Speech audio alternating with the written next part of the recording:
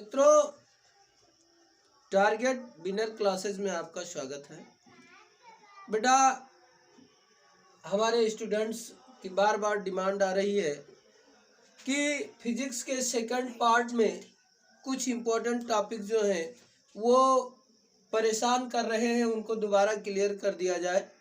और ये बहुत ही इम्पोर्टेंट टॉपिक है, इनको आप तैयार करें, ये परीक्षाओं में श्योर आते हैं। इससे जो इस वीडियो में आप पढ़ेंगे श्योरली आपको एक न एक क्वेश्चन इसमें से मिलना बिल्कुल तय है, इसलिए बहुत ध्यान से पढ़ें। हमारा टॉपिक है हाइगेंस के द्वितीयक तरंगिकाओं का सिद्धांत। हाइगेंस के द्वितीयक तरंगिकाओं का सिद्धांत सन 1678 ईस्वी में क्रिश्चियन हाइगेंस महोदय ने दिया था। ये सिद्धांत जो है बेटा, ये संबंधित है प्रकाश से। जैसे कि प्रकाश की जो कण प्रकृति है उसका प्रतिपादन न्यूटन महोदय ने किया था, और कण प्रतिपादन पर कुछ घटनाओं को हमने देखा भी है, परावर्तन और अपवर्तन को। परंतु सन 1678 ईस्वी में हाइगेंस महोदय ने प्रकाश के तरंग रूप का प्रतिपादन किया, जिसको हम देखते हैं। हाइगेंस के द्वितीयक तरंगिकाओं के सिद्धांत के महत्वपूर्ण टॉपिक इस प्रकार है। पहला हमारा है बेटा कि प्रकाश जो होता है जब स्रोत से उत्पन्न होता है, प्रकाश जब स्रोत से उत्पन्न होता है तो वो प्रकाश की चाल से और तरंग के रूप में चारों दिशाओं में आगे बढ़ता है। इस प्रकार जैसे ये हमारा स्रोत सोर्स है, और यहाँ से जब प्रकाश उत्पन्न होता है तो प्रकाश विकिरण ये तरंग के रूप में बेटा, ये तरंग के रूप में, और वो भी चारों दिशाओं में आगे बढ़ता है। इसकी कोई फिक्स दिशा नहीं है ये, और इसकी स्पीड जो होती है वो भी 3 गुणे 10⁸ मीटर प्रति सेकेंड। ये इनका पहला पॉइंट है कि प्रकाश जब स्रोत से उत्पन्न होता है तो तरंग के रूप में चारों दिशाओं में 3 गुणे 10⁸ मीटर प्रति सेकेंड की चाल से आगे बढ़ता है, और इसके लिए माध्यम की आवश्यकता होती है। तो हाइगेंस महोदय ने एक सर्वव्यापी माध्यम ईथर की कल्पना की और बताया कि जिस समय माध्यम के कण, बहुत इंपॉर्टेंट सा टॉपिक है, वेव फ्रंट की बात हम कर रहे हैं। देखें, वेव फ्रंट ये जिसको कि तरंगाग्र बोलते हैं, इसकी चर्चा हम कर रहे हैं। देखिएगा, तरंगाग्र, ये वेव फ्रंट की बात कर रहे हैं कि माध्यम के कणों का वह बिंदु पथ, बहुत ही आसान डेफिनेशन देखिएगा, माध्यम के कणों का वह बिंदु पथ जिस पर समान कला में कंपन कर रहे हों, ये समान कला में कंपन कर रहे हों, ऐसे बिंदु पथ को तरंगाग्र कहा जाता है। ये माध्यम के कणों का वह बिंदु पथ जिस पर माध्यम के कण समान कलाओं में कंपन कर रहे होते हैं, उसे तरंगाग्र कहा जाता है। ये पहला टॉपिक हो गया। पहला टॉपिक फिर से एक बार कि प्रकाश तरंगे स्रोत से उत्पन्न होकर के चारों दिशाओं में प्रकाश के वेग से आगे बढ़ती है, और माध्यम के कणों का वह बिंदु पथ जिस पर माध्यम के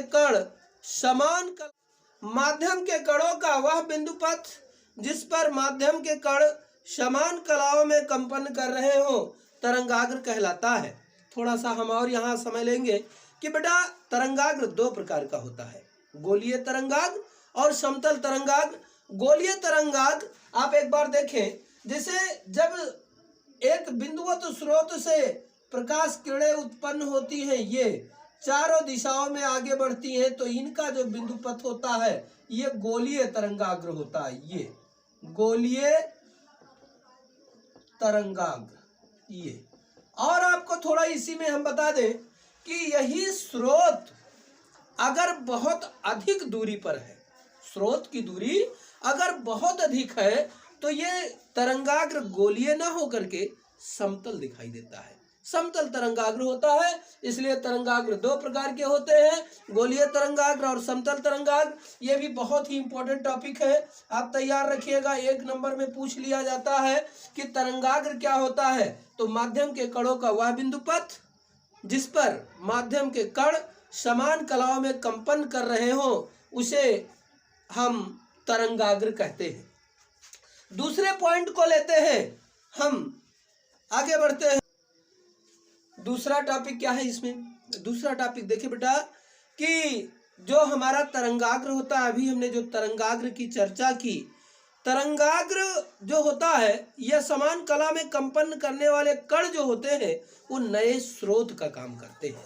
सुनिएगा, जैसे आपने बताया, देखिए ये स्रोत है, यहाँ से तरंगे उत्पन्न हो रही हैं, ये आगे बढ़ रही हैं बेटा, इनसे ये अगर हमने तरंगाग्र खींचा, ये हमारा वेव फ्रंट हो गया।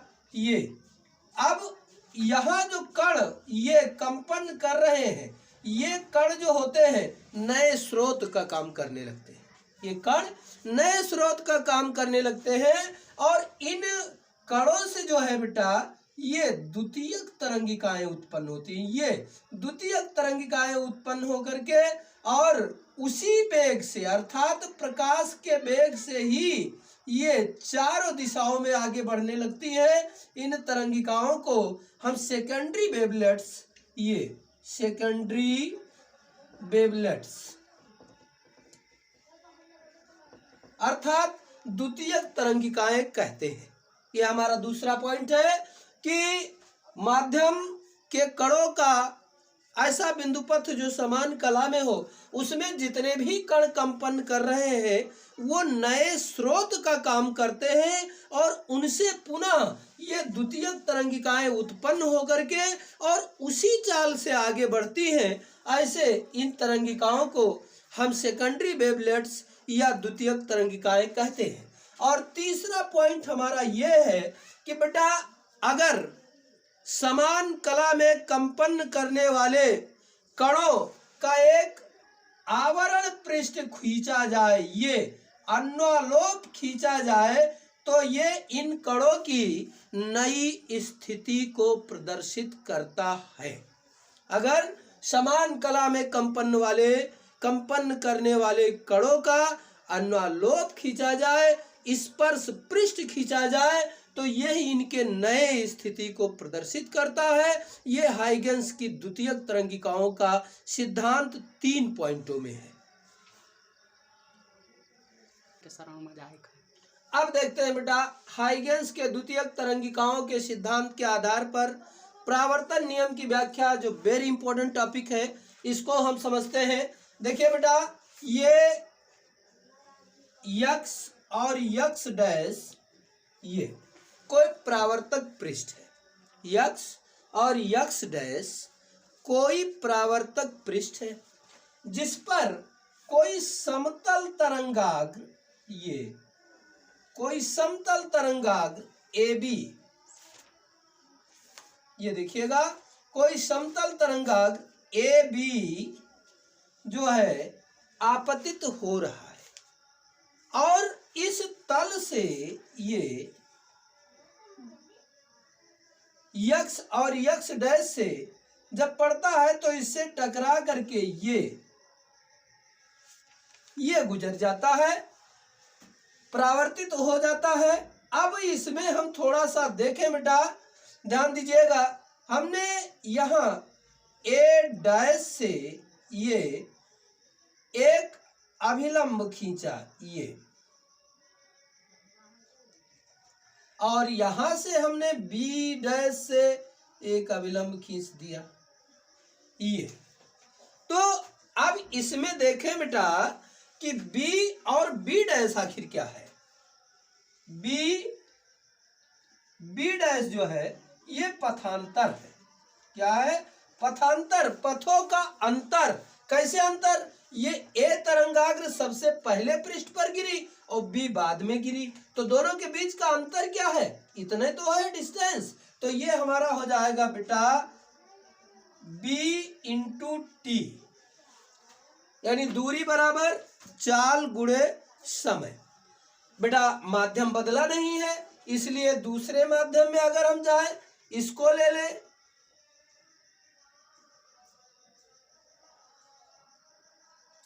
ये पॉइंट हमारा बी था, ये पॉइंट हमारा ये था, ये हो गया। चलिए देखते हैं बी बी डैश। अब ये हम बात करें ए और ए डैश की, इसमें पथांतर ए और ए डैश है। यहां ये ए और ए डैश, ये भी पथांतर है बेटा, ये तो ये भी बी गुणे टी हो जाएगा, क्योंकि माध्यम सेम है तो चाल में कोई परिवर्तन नहीं आएगा। अर्थात अगर हम बात करें त्रिभुज, देखिएगा A dash B B dash, A dash B B dash तथा त्रिभुज, ये इसकी बात करें A dash A B dash, A dash A और बी डैश। इसको आप ध्यान से देखें, इतना टॉपिक समझ लें तो कोई दिक्कत नहीं है। ये हमको पहले मिल गया कि ए डैश बराबर बी बी डैश, ये ए डैश बराबर बी बी डैश, ये पहले मिल गया। कोण ए और बी ये दोनों लंबवत हैं, कोण ए बराबर कोण बी बराबर प्रत्येक 90 डिग्री है बेटा ये।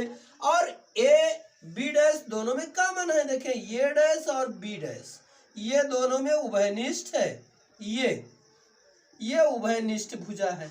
अब अगर हम बात करें बेटा ये, तो देखें भुजा कोण भुजा सर्वांग समता, तो ये त्रिभुज ए डैश बी बी डैश ये कॉन्ग्रुएंट हो जाएगा त्रिभुज ए डैश ए और बी डैश के, ये क्या है? यस ए यस कॉन्ग्रुएंसी। ये हमारा क्या हुआ? सर्वांगसम हो गया, इसलिए ये कोण आई है और ये कोण हमारा आर है, इसलिए कोण आई बराबर कोण आर, अर्थात आपतन कोण बराबर परावर्तन कोण। तो इस प्रकार से हाइगेंस के द्वितीयक तरंगिकाओं के सिद्धांत की सहायता से हम परावर्तन नियम की व्याख्या कर सकते हैं। देखते हैं बेटा हाइगेंस के द्वितीयक तरंगिकाओं के सिद्धांत के आधार पर अपवर्तन नियम की व्याख्या। वेरी इंपॉर्टेंट ये भी है, बहुत इंपॉर्टेंट, बिल्कुल मान के चले कि ये 99% इंपॉर्टेंट है और ये 2022 की परीक्षा में ये श्रावस्ती डिस्ट्रिक्ट में ही आ चुका है, 2022 में ये आ चुका है, यहाँ पर आया है ये, इसलिए ये वेरी इंपॉर्टेंट है और ये बहुत ही इंपॉर्टेंट, इसकी चर्चा हम करते हैं। देखिए बेटा ये यक्स और यक्स डैश जो है ये एक ऐसा तल है जो दो माध्यमों को डिवाइड कर रहा है। ये माध्यम जो ऊपर वाला है हमने माना कि इसका अपवर्तनांक n1 है और ये माध्यम जो है हमने माना कि इसका अपवर्तनांक n2 है। अब कोई समतल तरंगाग्र, देखिएगा ये समतल तरंगाग्र इस पृष्ठ पर पड़ रहा है और यहां से पढ़ के n2 माध्यम में जा रहा है, तो ये सीधे जाने के बजाय ये थोड़ा विचलित हो जा रहा है। ये देखिए ये, तो बेटा हमने यहां से लंब डाला, ये है हमारा A और B। बेटा यहां से हमने लंब डाला, ये है हमारा B डैश और A डैश, ये हमने ले लिया। माना कि पहले माध्यम में देखें, प्रथम माध्यम में चाल B1 है बेटा और दूसरे माध्यम में चाल, क्योंकि चाल बदलेगा, माध्यम जैसे बदलेगा चाल बदल जाएगा बेटा ये। ठीक है, अब इसमें आप देखें बेटा, हम अगर पथांतर ज्ञात करना चाहें, ध्यान दीजिएगा, पथांतर जो कि यहां पर बी और बी डैश है बेटा, बी बी डैश, ये पहले माध्यम का है तो ये हो गया B1 इंटू टी। ठीक है, दूसरे माध्यम में आप चले आओ, ए डैश, ए और ए डैश, ये बराबर B2T हो गया। ठीक है, बहुत ज्यादा इसमें कुछ नहीं करना है बेटा, हमने बहुत पहले बताया है, बताते चले आए हैं कि अपवर्तन का नियम आए और स्नेल महोदय ना याद आए तो वो समझो कि अधूरा है, शून्य। जैसे हमने एक बार आपको बताया था कि सूर कबीर तुलसी बिहारी इनसे बोर्ड परीक्षा हारी, इनको आना ही आना है बोर्ड परीक्षा में। वैसे ये है भैया, अपवर्तन का नियम आए और स्नेल ना आए ये संभव ही नहीं है, तो स्नेल का नियम लगाओ ना। ये देखें, स्नेल के नियम से, स्नेल के नियम से, स्नेल का नियम हमारा है भैया कि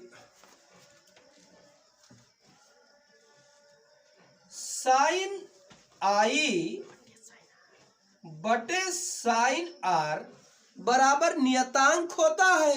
तो साइन आई, अगर ये हमारा आई है भैया, ये आर है, तो ये आई है, ये 90 डिग्री है, तो ये हमारा आधार हुआ, ये लंब हुआ, तो हमारा हो गया भैया, देखे बी बी डैश और बटे कड़वा हमारा ए बी डैश है ये, और बटे आर की बात ऐसे करें तो ए डैश और बटे ए बी डैश ये, और इसमें ए बी डैश दोनों में कॉमन है, हमने काट दिया, बचा क्या बी बी डैश बटे ए डैश। अब आपको कुछ करना नहीं भैया, ऊपर से मान देख के रख दो ना, बी बी डैश का मान कितना B1T बटे B2T, टी से टी हो गया कैंसिल, बचा क्या B1 बटे B2। अब आप ध्यान दीजिएगा भैया, एक जगह आपने कहीं पढ़ा होगा कि n बराबर C बटा V, n बराबर C बटा V। C क्या है निर्वात में प्रकाश की चाल, V क्या है माध्यम में प्रकाश की चाल। अब भैया कुछ भी हो, चाहे निर्वात हो माध्यम में हो, है तो प्रकाश की चाल है, और वो भी भिन्न भिन्न माध्यम में। तो यहाँ देखो वो भी यही तो है B1 बटे B2, यानी एक माध्यम में चाल बटे दूसरे माध्यम में चाल, यानी दो माध्यम में चालों का अनुपात, प्रकाश के चालों का अनुपात एक नियतांक होता है जिसको कि अपवर्तनांक कहते हैं, अर्थात साइन आई बटे साइन आर बराबर n, जो कि स्नेल का नियम है, प्रूव्ड।